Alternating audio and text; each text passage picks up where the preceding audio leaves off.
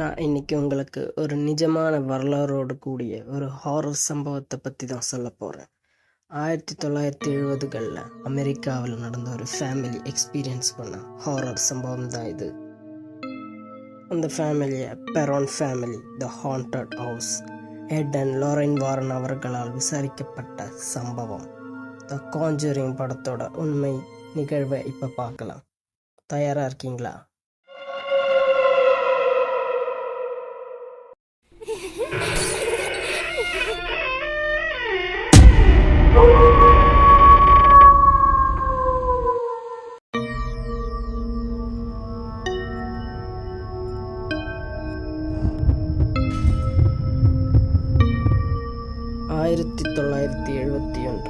America Harrisville, Rhode island.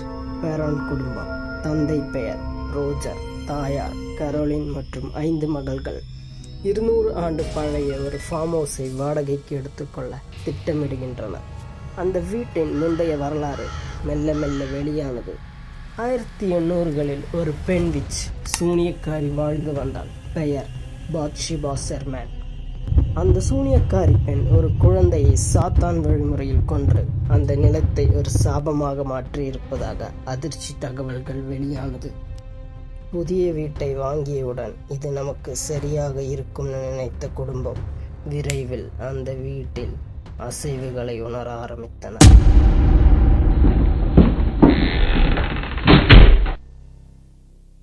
வீட்டிற்குள் குடியேறிய குடும்பம் முதலில் சின்ன சின்ன விஷயங்கள் மட்டுமே உணர்ந்தனர்.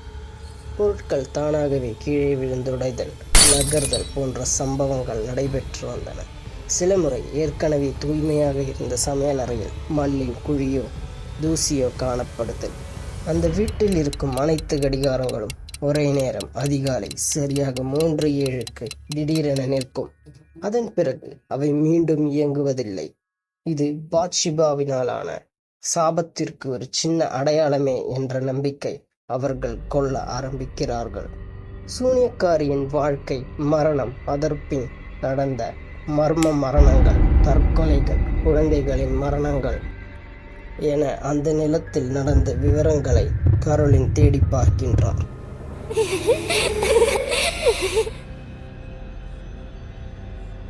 இதன் பிறகுதான் மோசமான நிகழ்வுகள் நடக்க ஆரம்பித்தன. இரவில் நிழல்கள் தெரிவது, கைகளின் சாயம், திடீரென தோன்றும் உருவம், பயமுறுத்துவது போல சத்தம் எழுப்புவது. ஒருமுறை தாய் கரோலினுக்கு அழுத்தம் ஏற்பட்டு அவளுடைய காலில் சுத்தமான சுழற்சி போல ஒரு காயம் தோன்றியது. சுயமாகவோ பூச்சி விஷமோ எதுவுமே இல்லாமல். தீவிரமான நிகழ்வுகளுக்கு பின் கான்ஜூரிங் ஆராய்ச்சியின் வீரர்களான எட் அண்ட் லாரன் வாரனை அவர்கள் அழைக்கிறார்கள். வாரன்கள் வந்தபோது தேவை என்பபடி பெல்ஸ் மற்றும் கேமராக்களை வீட்டில் அமைத்து ஆதாரங்களை எடுக்க தொடங்கினர்.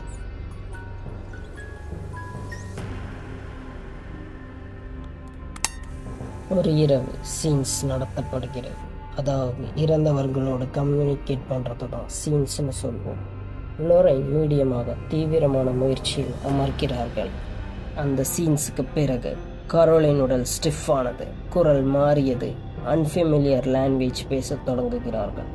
அதே நேரத்தில் அவள் அமர்ந்த இருக்கையை மேலே தூக்கி அதன் பின் சேர் கீழே விழுந்து அதன் ஒரு கால் உடைந்து போனது என்று அந்த குடும்பம் கூறினர். அதனால் அவர்கள் நம்பினர் அந்த வீட்டை அமானுஷ்யமாக்கிய தீவிரமான ஆவி பாத்ஷிபா செர்மன் என்ற சூனியக்காரிதான் என்று. அந்த இரவு குழந்தைகள் மிகவும் பயந்து வீட்டை விட்டு வெளியே ஓட முயற்சிக்கின்றனர். ஆனால் த ஹவுஸ் இஸ் அலைவ் என்று அவள் கூறுவது போல அந்த வீடு, அந்த நிலம், அந்த ஆவி எல்லாமே அவர்களை பிணைய கைதிகளாக மாற்றியது.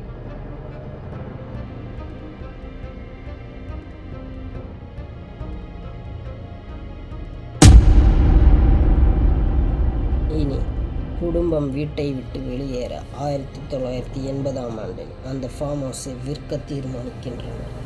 4-5 ஆண்டுகளின் மனவலி இரவுகளின் கொடுமைகளை விட்டு அந்த குடும்பம் மெல்ல மெல்ல தப்பித்துக் கொள்கின்றனர். ஆனாலும் அந்த அனுபவங்கள், அந்த பயம் பெரான் குடும்பத்தின் மனதில் நிலைத்து நிற்கின்றது என அவர்கள் கூறினார்கள்.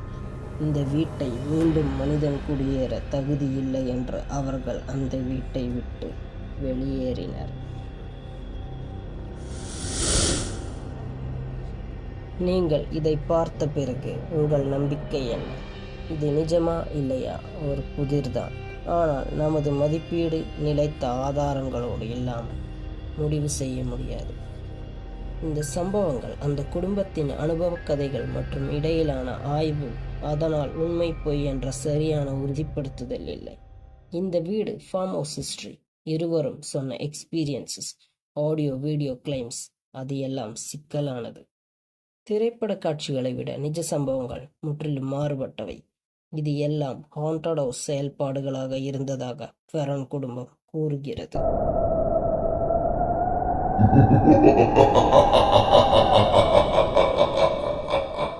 நீங்க இந்த சம்பவத்தை பத்தி என்ன நினைக்கிறீங்கன்னு கமெண்ட்ஸ்ல சொல்லுங்க.